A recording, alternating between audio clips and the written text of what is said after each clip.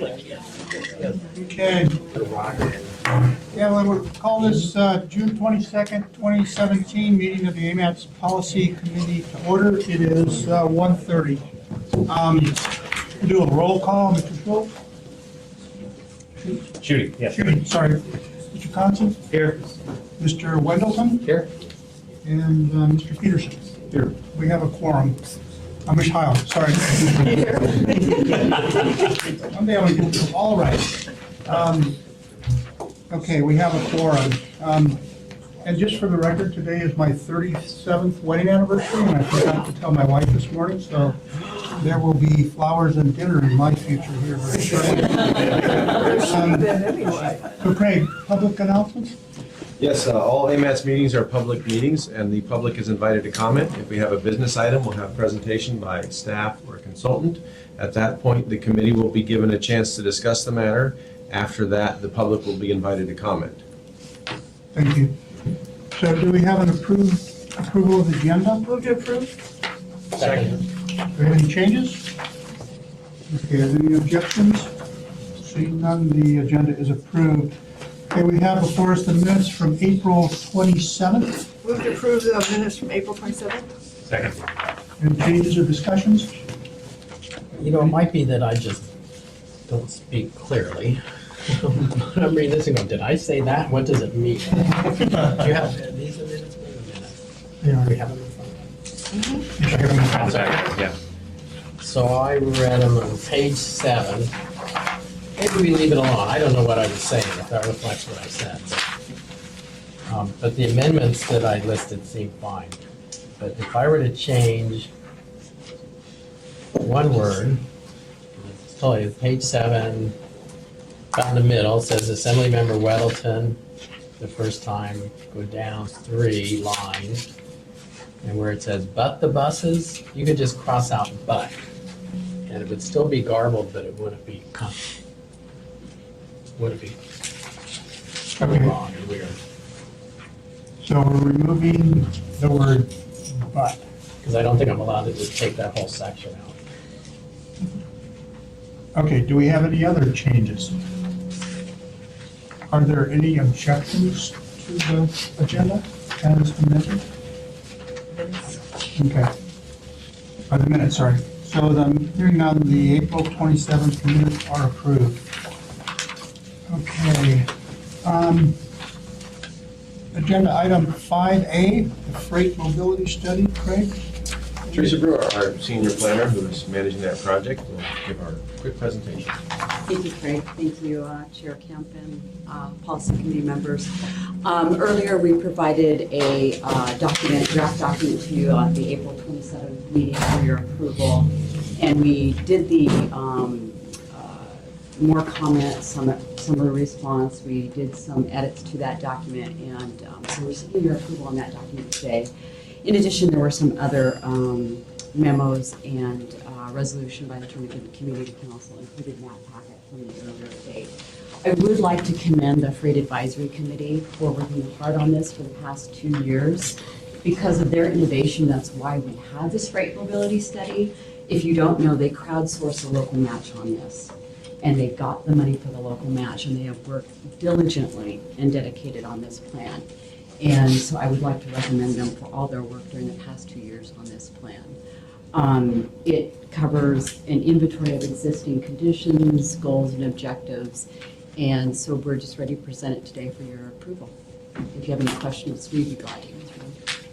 Okay, any questions from the committee?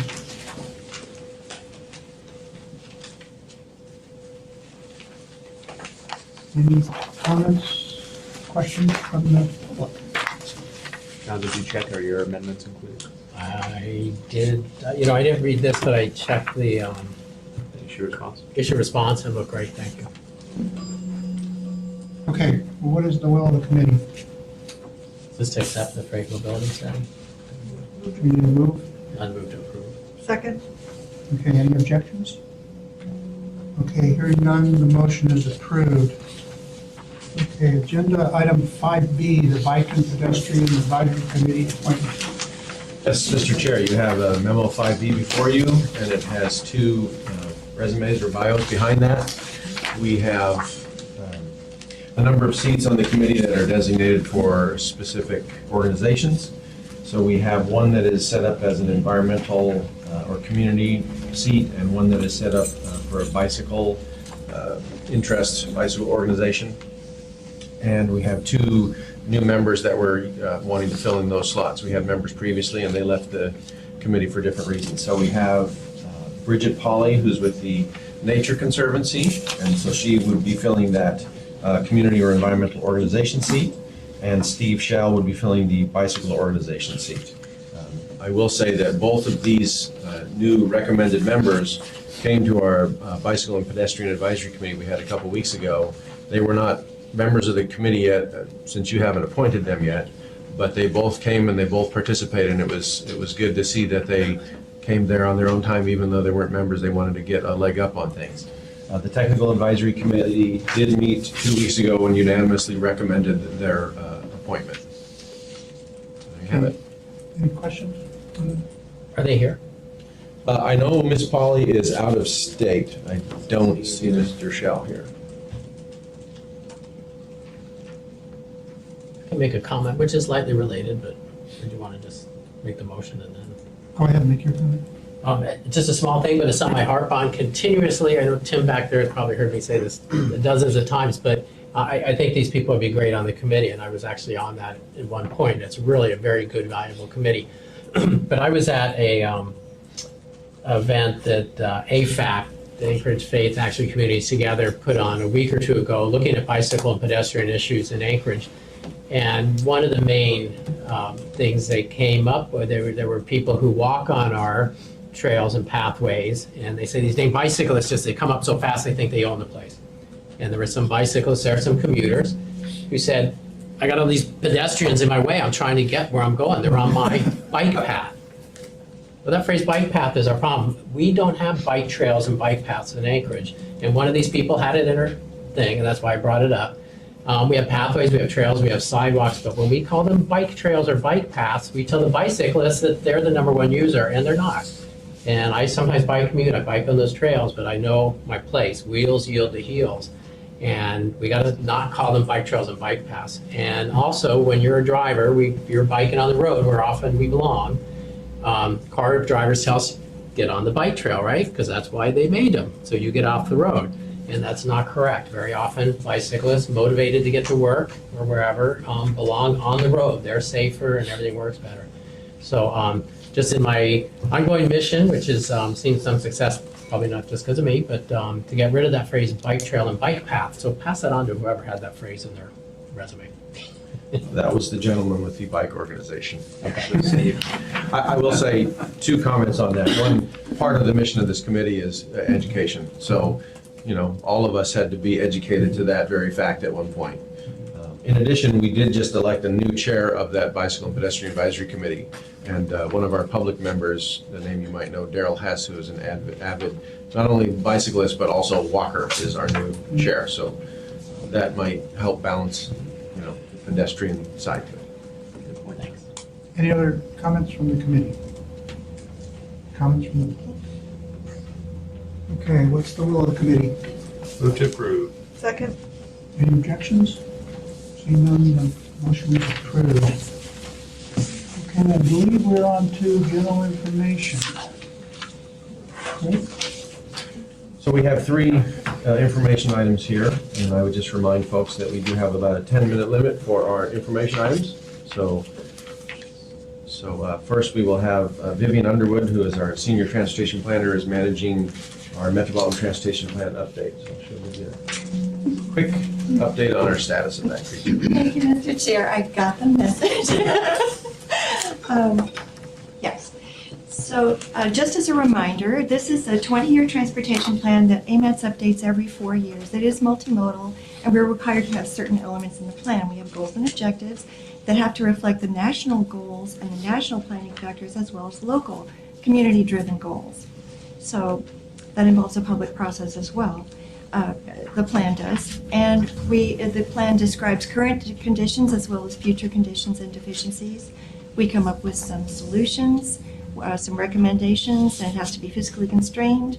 We have a budget that we we have to work within, and then we have recommendations and an implementation plan. So we are about 4.5 months into this process, and this is the general overall timeline. The public to see this too. So we have a public involvement plan that was posted on the web. We've developed that first, internal planning documents. Then we had goals and objectives. And so this is where we are right now in the problem identification phase, right here. And we have a great website that I'd like to direct you to. It's mtp2040.com. There's a lot of good information on there, and right now we actually have a 30-day public involvement extravaganza with a call for nominations. There's a presentation there. It's really good information there are some videos embedded into the presentation that make it interesting to watch. A lot of the background information is posted on the web also in the library under documents that were already approved for the model development and socioeconomic assumptions, all of those things. So we're also having, it's an online public meeting right now for 30 days. The public is welcome to provide comments. We're also providing an additional 30-day public involvement period for 3 key documents, goals and objectives, screening criteria, and the deficiency analysis.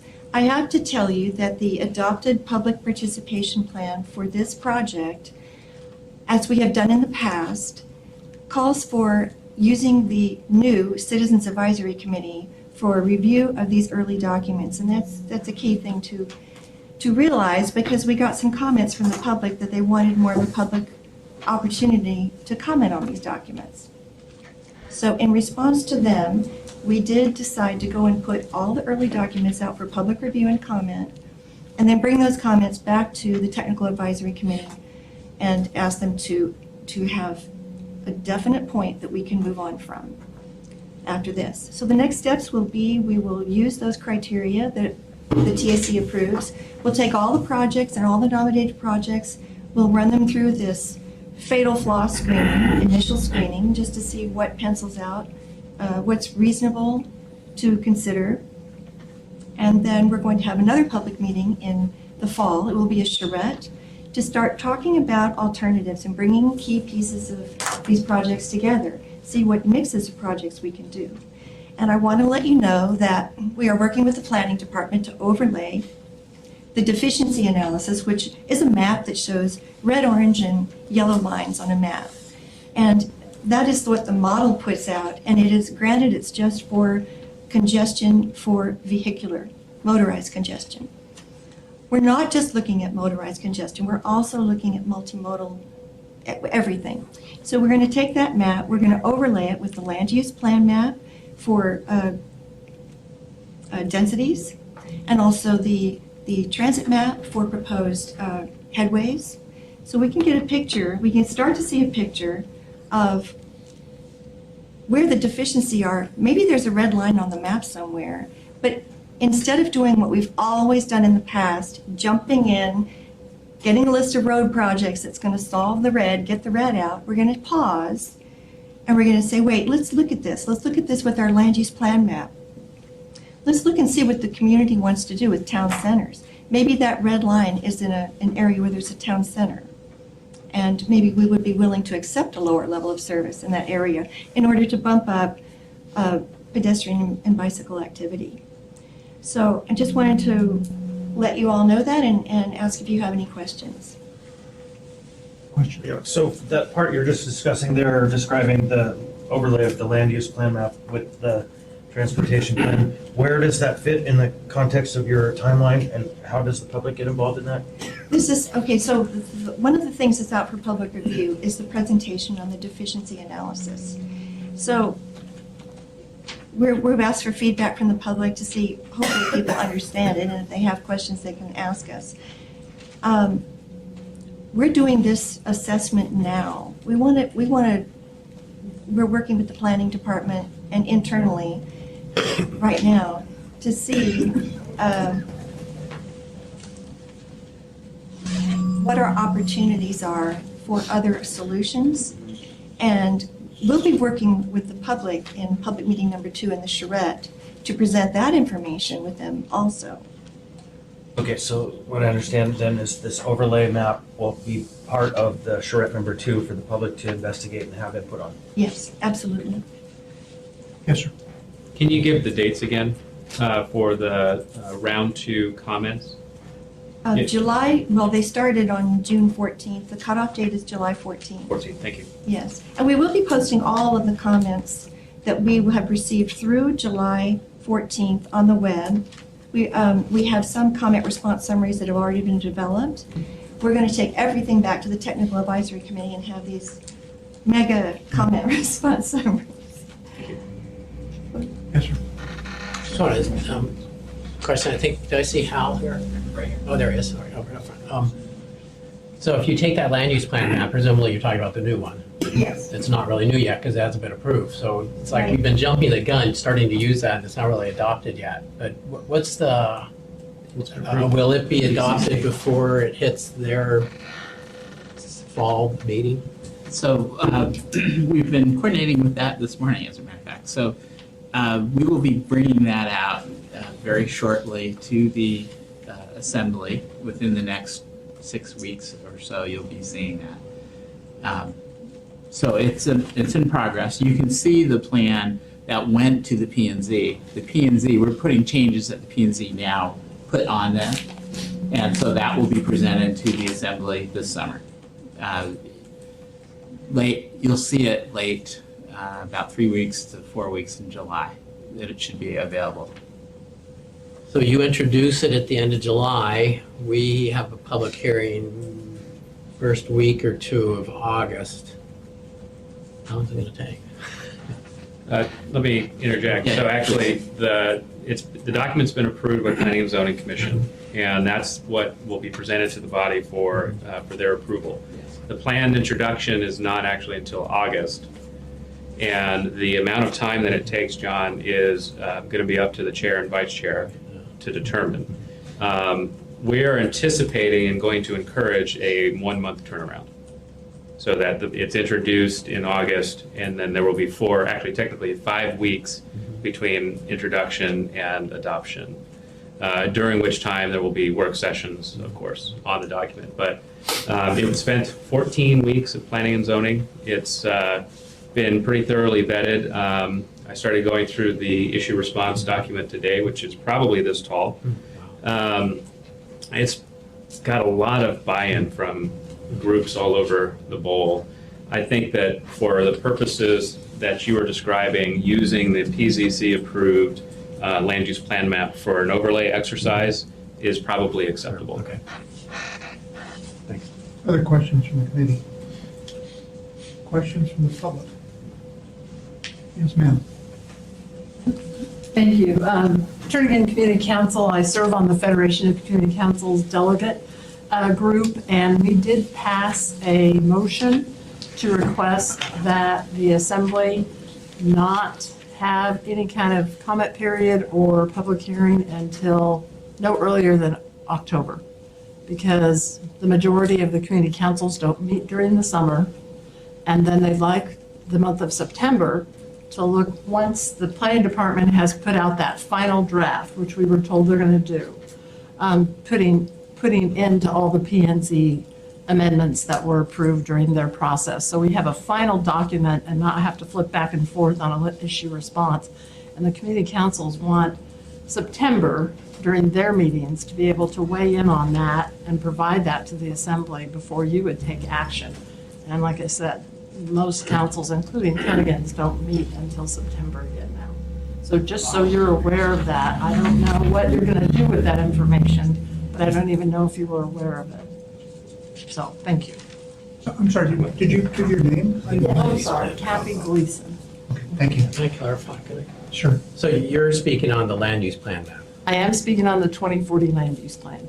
As a longtime community council guy, the community councils are tasked with reviewing city ordinances and so on. And, my view, harsh as it might be, but I live by it, is when the work's there, you got to do it. And but this has been sitting around for years, and we need to get it done because we have this not yet adopted land use plan map being used in rezones and so on, and we need to get it adopted. And if your executive committee or whatever, you call a meeting in August, I fully recommend planning on that and have a meeting planned for August to go through it. I'm not inclined to delay this anymore. It's a problem that it's a problem for you in your area, that it has, I think, gone through a very good process. It's been amazing, but that comes with a delay that has caused problems. But I would recommend every community council plan on meeting in August if that's what it takes. I think one of the, I'm an exception, as Mr. Hart knows, and Planning and Zoning Commission know. I was one of the few, along with another Trinidad Community Council officer, attended almost every Planning and Zoning Commission work session. So I'm pretty familiar with it, and so is Gloria. But 99.9% of the other council members, council officers, council board in this community did not follow that process. And so that's why they felt very strongly that they would want, since they don't meet during the summer, to take a look at this final draft. And so that's why we voted the way we did as a delegate group. Thanks. Okay, any other comments from the public? Okay. I actually had one that went pretty quick over me, and that's the question of the screening criteria. Has that been before this body? Was it before I was here, or, and if so, can I get those sent to me at some point soon? Through the chair, yes, we can. We're using the Technical Advisory Committee for approval of these early documents. That's in the public involvement plan that was approved by the Technical Advisory Committee. So everything is on the web also. We can certainly get those to you directly. Thank you. If I've had one complaint that I've heard numerous times, the screening criteria don't seem to capture the intent of what a lot of members of the community are hoping to see out of this process. So I look forward to having an opportunity to make that assessment. And there's more than one criteria. I think that's probably the number one confusion. Concern. There's very detailed criteria for like tips and the transportation improvement program when they're screening those versus the screening criteria they're talking about now for the MTP, this first level. So, Right, and again, I think the folks who've been beating down my doors, only one or two of which are here right now, it's been the same comment. So it feels pretty organic. So I would like to see it, like to have a chance, yeah.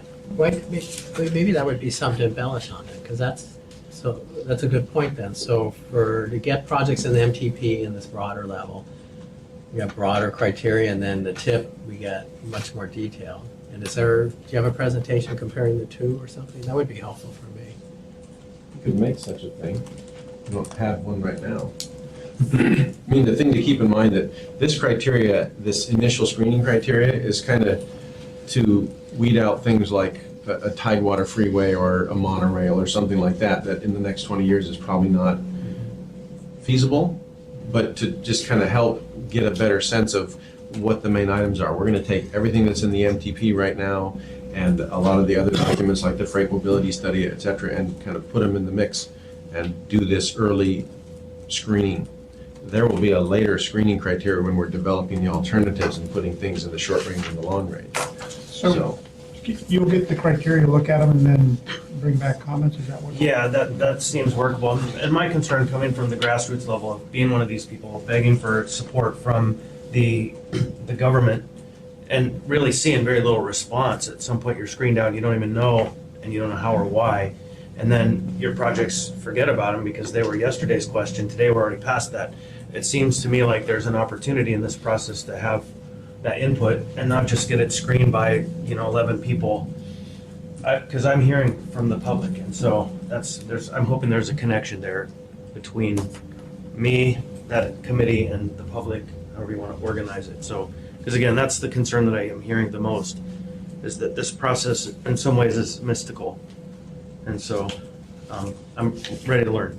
So you're I will part have of government now. I know. Welcome to the band. Okay. The next, we have another general information. or any Mr. other- Chair, sorry. before Go we ahead. finish, I just want to be clear. Do you expect then staff to come back to the next meeting?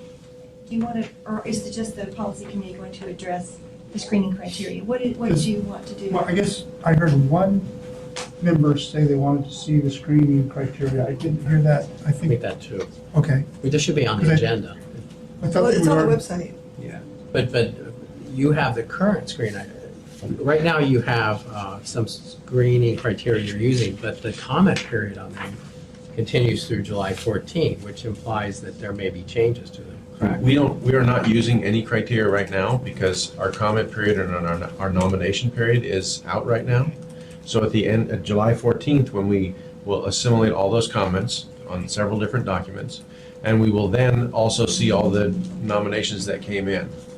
We will, if we need to, we will modify those criteria, and then we can start the process of doing that kind of initial screening. But the only criteria that we have that are approved right now are the ones for the tip, and those are from, 3 years ago. So I think what I heard was we have a member who is new to the process, wants to know what the criteria are, so we are going to provide those to that.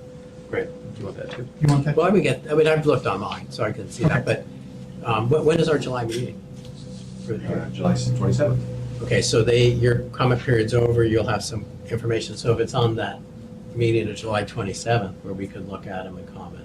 would that- We'll get them to you before. And I can go to the website, I just Okay. didn't know that, I don't want to gum the works if this is something that has been thoroughly deliberated. Not as this body. Nothing's ever done. All right, now, okay, thank you. Spinard corridor plan update. So Joni Will, our senior transportation planner, who is managing that particular project, has a PowerPoint for you. Thank you. All right, thanks, Greg. I'll try to make this quick. So, my name is Joni Will. I'm Senior Transportation Planner with AMATS, for those of you who don't know. And we are just giving you a brief update on the Spinard Corridor Plan. So, I'm co-project managing that plan with Thied Tobish, who is right there. Stand up, Thied. Think about. So he's here for questions as well. So just a real quick background, this plan is Anchorage's very first transit-oriented development plan. And what I mean by that is we're taking a strategic look at incorporating the existing and future land use in the corridor with transportation solutions to improve connectivity and livability and create a climate for investment in the area. So it's a little bit of background. It's also a TIP project, so it's federally funded. We put together a nomination, Thied and I did, for the 2015 through 18 TIP. So that's where the funding's coming from. There's the planning area. Most of you know where Spinard is. So just showing you that. Again, some of the things that we're focusing on improving transit facilities and networking through the area. Creating a safer bike and ped network, creating walkable, livable communities, and again, creating that climate for investment. We have a photo of a mixed-use building there to help make people want to live and work in the area. Our timeline, we started last April. We had a kickoff meeting last April. We have a Spinard Advisory Committee with quite a few members from the municipal departments, DOT. We have several business owners and stakeholders from the community, so we've had those meetings. Last summer, we kicked off with a bunch of public involvement activities. Thied and I went to the farmers market and set up a booth there. That was really fun. We were also at the food truck festival. We did a big public workshop. We had a guided bike tour that Bike Anchorage helped us out with. And then we also did a public survey. Then our consultants sort of went back and took all the public comment information and started drafting the concept report, which came out in April. We had some more advisory committee meetings this winter to hash over that. And then this summer, we're hoping to release our public review draft in the next month or two. And then we'll also be scheduling an open house. And we'll also be doing another survey, which I forgot to put on there. And then we'll start with the plan adoption process, hopefully this fall/winter. So again, just some photos from last summer. There's a food truck festival up on the left on Thursdays. They have really good music in Spinard. There's some really good bands there, just FYI for anyone. I was super impressed. The bike ride that we did, we had over 60 folks turn out for that. That was a really big hit. And then there's a poster for our public workshop there on the bottom right. Our survey, another great tool. We had over 500 responders, which was really good for this type of planning activity. I mean, that's kind of like we were shock and awe.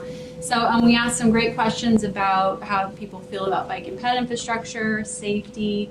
I know you can't read this, but this graphic up here shows that it's 11% of the people who took our survey selected bicycle as their main form of transportation in the area, which is a lot.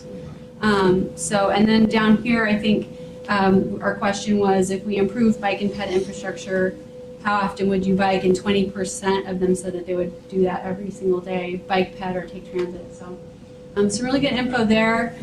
These are some photos from our public workshop, which was a well-attended event.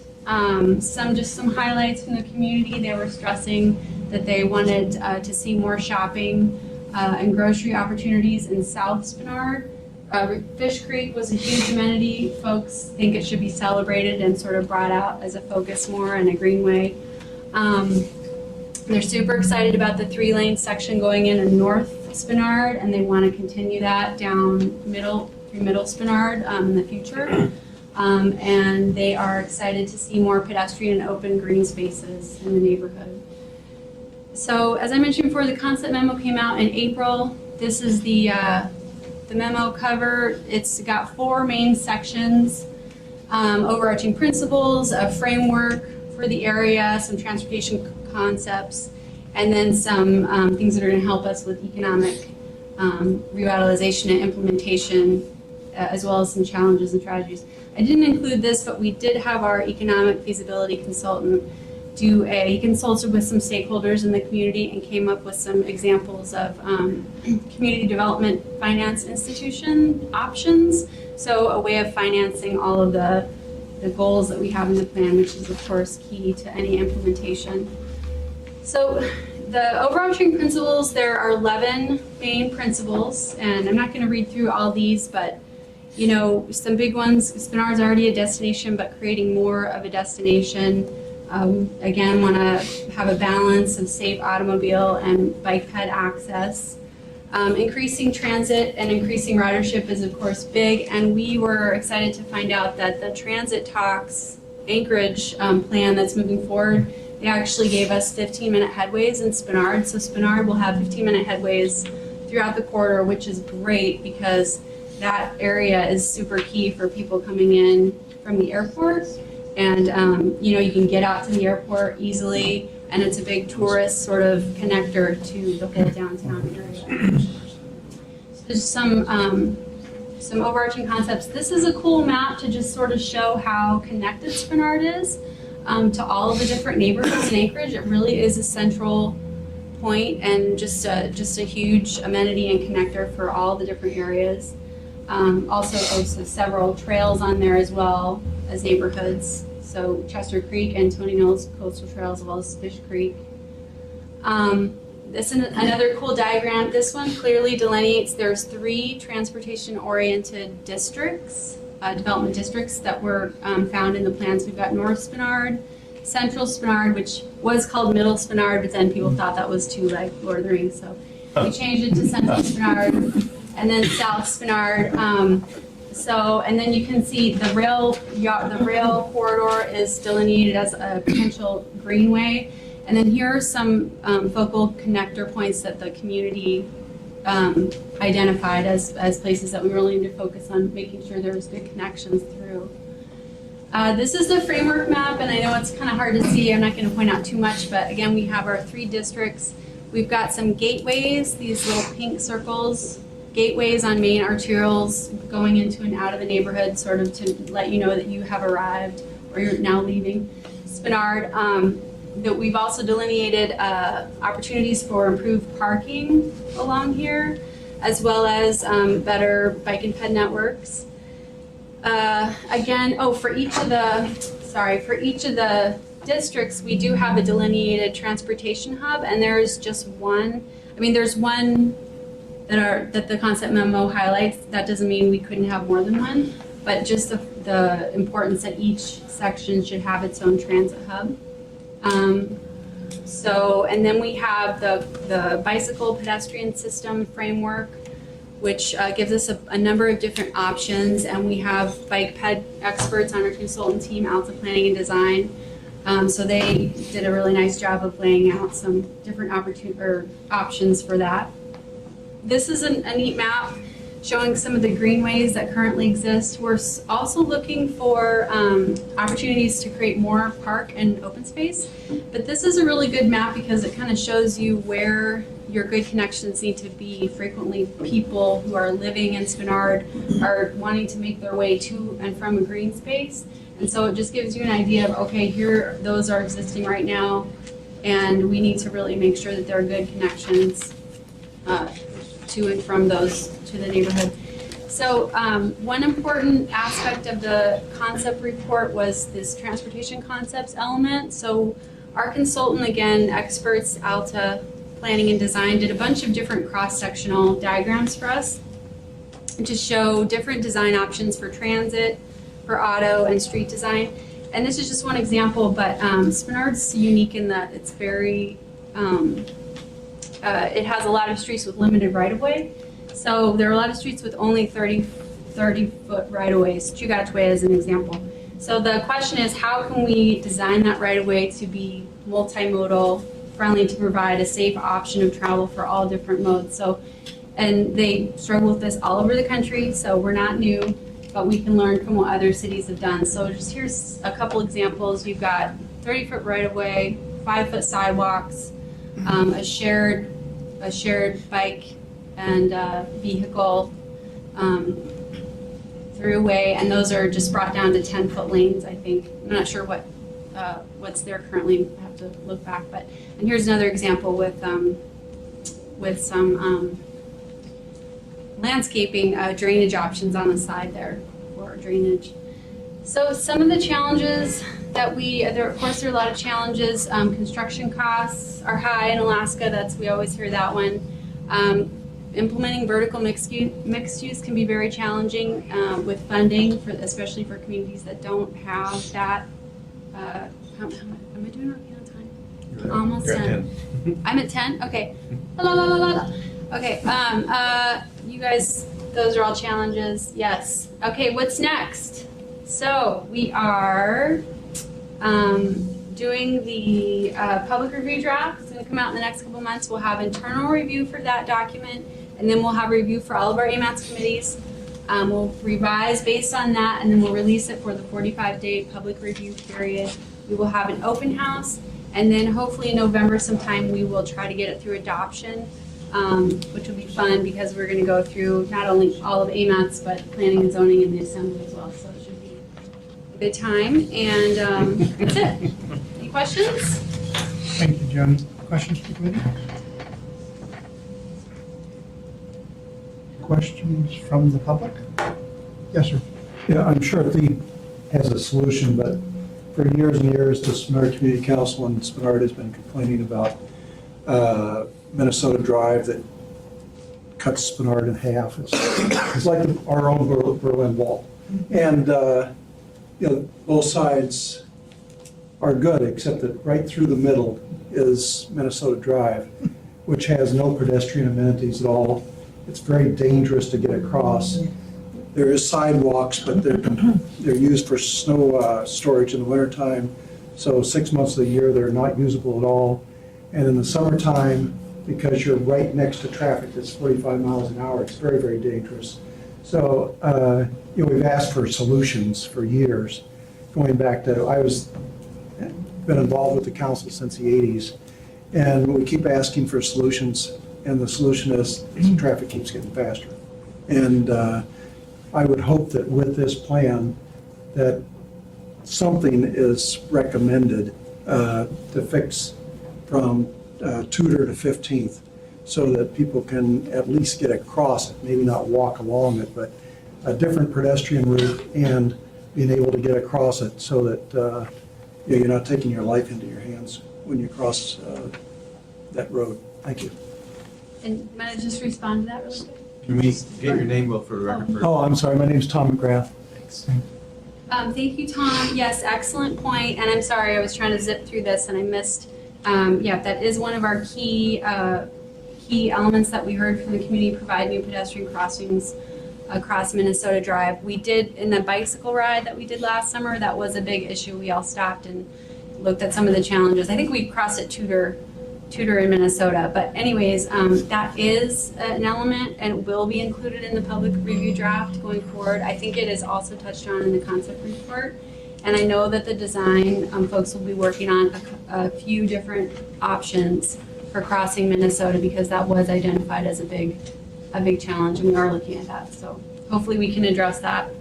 And if not, we'll hear from you about it. So great. Thank you. Any other questions from the public?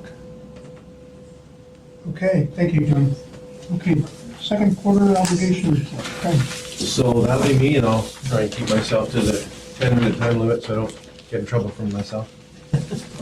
So, for those of you who haven't seen this before, I know there's some new policy committee members, and Mr. Schutte has never seen it before, except for when I briefed him 10 minutes before the meeting. This is the snapshot of where we are in time. We have to do this at every quarter. And so this says, how have we done with what we had adopted in the TIP, and which projects have been obligated, which ones have yet to be obligated, which ones we might be concerned about slipping for this year, et cetera. So if you look on the first page there, you'll see the table 3 roadway improvements. That's what makes up this first page here. The column B is what was in the approved TIP. That was approved February 23rd, 2017, the administrative modification that was approved. That's the one we're acting here. So it shows what we had programmed in the TIP to spend in this fiscal year. The column C shows what has already been obligated this year, and column D shows what is still yet to obligate. So if you look at the payment replacement program, that's the third project down. It says we had 1.19 million in the TIP. We've already obligated 1.4, and we have a bit more to obligate. And that's if you see in the comment in column G, it says 1.172 million for construction overrun on Eagle River Road replacement, payment replacement. When we are doing projects and we're in the construction phase, if there's an overage on the amount more than we have, we adopt that so we get the project done. It's something that we automatically do. We are able to utilize typically de-obligations projects that didn't need as much to fund those, but we don't stop a project that's in the construction phase to make it delay a year. We're going to get that project done. So that's why, while there's 1.19 that was approved, we're obviously going to spend significantly more than that for the project because it needs that much more. If you go down to a couple of the projects down there, Glen Highway Integrated Corridor Management and Ingram Gamma Couplet Extension, those still have those projects to obligate. We still plan on obligating that this year. That's still in the works there. At the bottom of the page, there are a bunch of de-obligations. They're pretty small amounts except for the Muldoon Road pedestrian and landscaping. Those typically are projects where they're done and they didn't need as much money in the case of de-obligations, and we were able to put that money back into the program and use it, in this case, for some of those pavement replacement up there above. Questions on page 1, roadway lines? So just to comment on that, we're seeing a lot of projects come in underneath the engineer's estimate. And I think the bidding climate is pretty competitive out there, so we probably will, I'm anticipating we'll see quite a bit of that in the future too, so. Some savings generated. Sean? There's a couple of questions. One, looking at O'Malley, which I'm familiar with about 6 times a day. So we had, I think at some point earlier this year, we added, I thought it was $500,000, maybe it was a 600,000, because they had to dig out more dirt than they thought. So where does that fit in? We have 12.8, did that include that? And then we have 12.2 obligated, and with the approved 2018 amount, 600 grand over the obligated through the end of last year. Where does that 600 Hey, let me grand ask go? Aaron with DOT, you have the answer? So the 12.2 that you see there does include that additional money that was needed, the Does. 1.2. It already is factored into that amount that you see there. And you see that it shows 12.8 is part of the admin mod, but we only obligated the 12.2, so that frees up some additional money for other things that are needed. Okay, and then I guess the second question, I mean, you have this overrun in Eagle River. So you'll pay for it, something has to give. Where do you get the money? Do we have a list of lower level projects that are just chunked off? Again, those projects in the bottom in the red, that's a chunk of them, all those red ones there. And I'm not 100% certain, Aaron, do you know for sure? But I mean, typically we have advanced construct that we will take from 2018 to put into 2017, and we may not need to use as much of that, so, or we may need to use more of it. I'm not exactly positive where that comes from. For that particular project, it comes from anything that could be delayed because additional right-of-way work is needed before they can get to the construction phase. So that frees up some more money for that year. So I know we've been having the bike ped work is going on, and that's had to kind of be pushed back a little, so it freed up a little extra money for that. And a lot of it is the deobs that you'll see. So it kind of adds in there, and we show that so you can kind of count to see what they look like. Okay, all right, thanks. Okay. The second page, that's non-motorized and some of the CMAC at the bottom. You see that we still have 1.4 in the bike plan project implementation and give or take 54 some odd thousand in the pedestrian plan. Both of those are still to be finished off, but we still plan on getting those going this year. You'll see the obligations in red down there. That's it for non-motorized. Any questions on that? Page 3 is congestion mitigation and air quality ones. There were 2 at the bottom of page 2, but the rest of them are shown there. We have, it's like 3 projects still to be obligated that we are still planning on moving forward with. And then if you go to the very last page, at the bottom of the very last page in red, at the end of the second quarter, we're required to be plus or minus 10% of what we had shown in the tip. And so we are minus 6.45, so we're a little under what we're planning on obligating in the tip, but we're planning on making that up probably in a administrative modification before you hear next month. But we're in where we need to be, plus or minus 10, we're in at 6. So we're tracking fairly well with what we had projected to get done this year. Any other questions? Yes, sir. Under 10 minutes. I got a question. Keep the clock running. Okay. Well, questions don't count. They don't count in my 10-minute allocation. So the non-motorized projects deobligated, you're saying it's just a delay, and it could be a delay, would that mean a delay to 2019, or could it be late 18? The 18. Beg your pardon? 18. This is 17 that you see in front of you right now. So it would be a delay to 18 or later. The current tip goes through 18, so at this time it would be 18. Okay, all right, thanks. So just a kind of a general comment here. I've discovered in the last year and a half how complex horizontal projects are compared to vertical projects. I did some of the most complex vertical projects in the state. The fish hatchery here in Anchorage, the one up in Fairbanks, and then I got involved in horizontal projects and realized that there's no comparison between the two. Horizontal projects are they take a long time to do, and there's a lot of reasons to do them to take that long.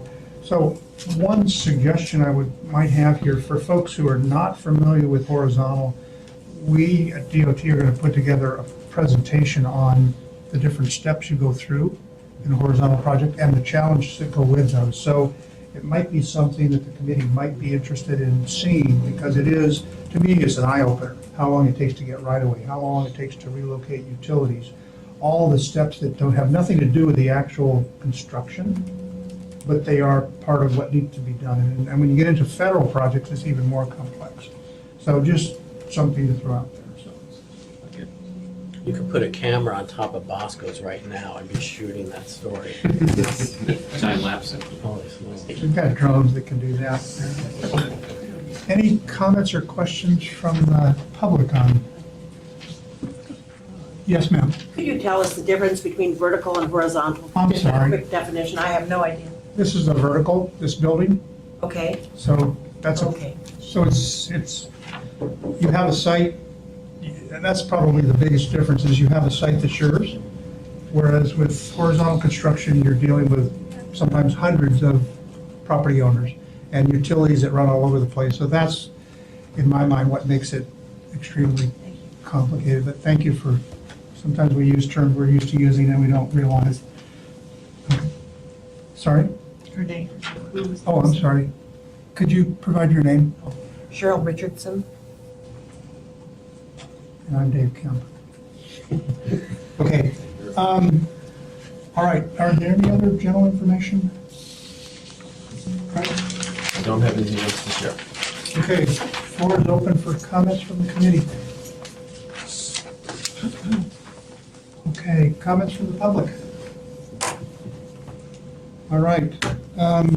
Thank you for your participation. It is 2:20 and this meeting is adjourned.